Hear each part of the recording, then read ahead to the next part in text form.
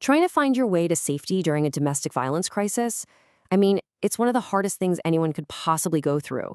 Today, we're going to look at a platform that's designed to completely change that experience.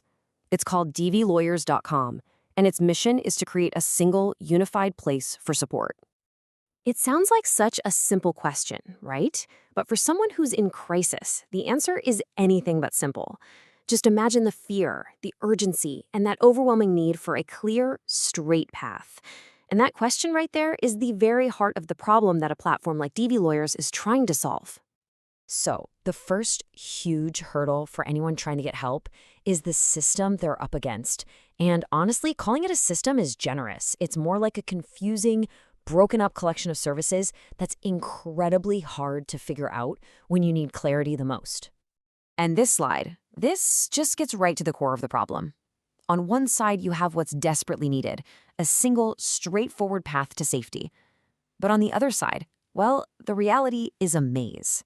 It's just a bunch of disconnected doors, different services, with no map to guide you. And that confusion, it can be a really dangerous barrier to getting help.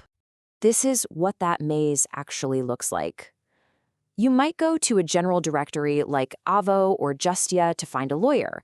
Then you're on a completely different site like PsychologyToday looking for a therapist.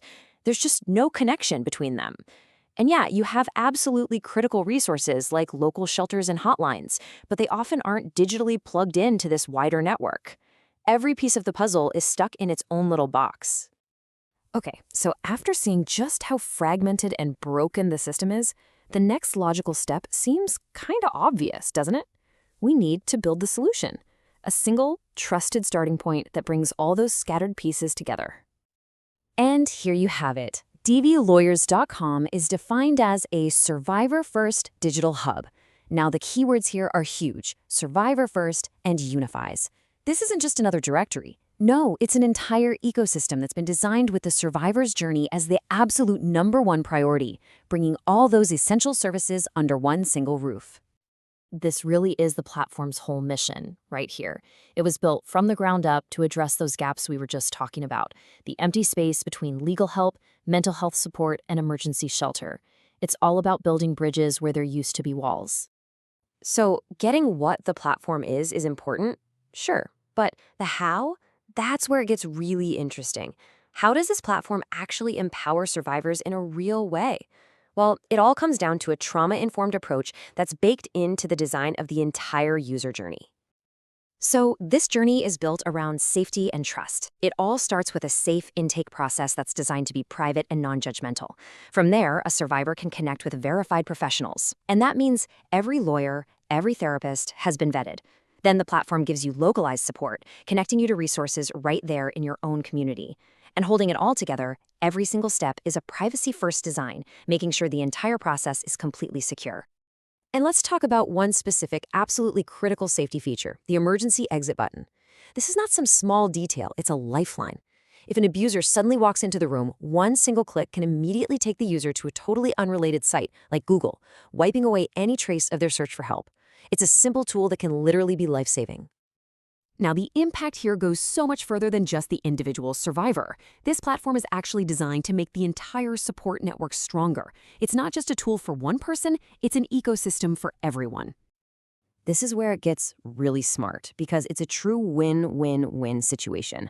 For survivors, it's that crucial, reliable place to start. For professionals, lawyers, therapists, it's more than just a listing. They get qualified leads, connecting them with clients they are truly equipped to help. And for organizations like shelters, it boosts their visibility and helps them plug into a larger network, which makes the whole support system way more efficient. And this is the key to its long-term impact. See, by providing real value to professionals, the platform creates a sustainable marketplace. What does that mean? It means it doesn't just have to rely on grants or donations. It's building a self-powering system that can guarantee a high-quality, accessible network for survivors for years to come. It's a really smart model for fueling such a critical mission. So when you put all of these pieces together, you're not just providing a service anymore. You're actually starting to transform how support is delivered on a huge systemic level. This quote just captures the whole thing perfectly. It's both those things at the exact same time. It's an immediate, essential lifeline for people in crisis, And it's a long-term, collaborative ecosystem that makes the entire professional community stronger. And the vision here is, well, it's ambitious. This isn't just about one city or one state. It's designed to be a scalable infrastructure that can strengthen domestic violence programs all across Canada and the United States, basically creating a whole new standard for how we provide access to care. So, as we wrap up, this leaves us with a really powerful question to think about. When you see how a unified, survivor-first platform can transform domestic violence support, it makes you wonder, what other complex, broken social challenges, from mental health to addiction services, could be totally revolutionized by a similar approach? It's a pretty compelling thought about the power of technology when it's actually designed with empathy at its core.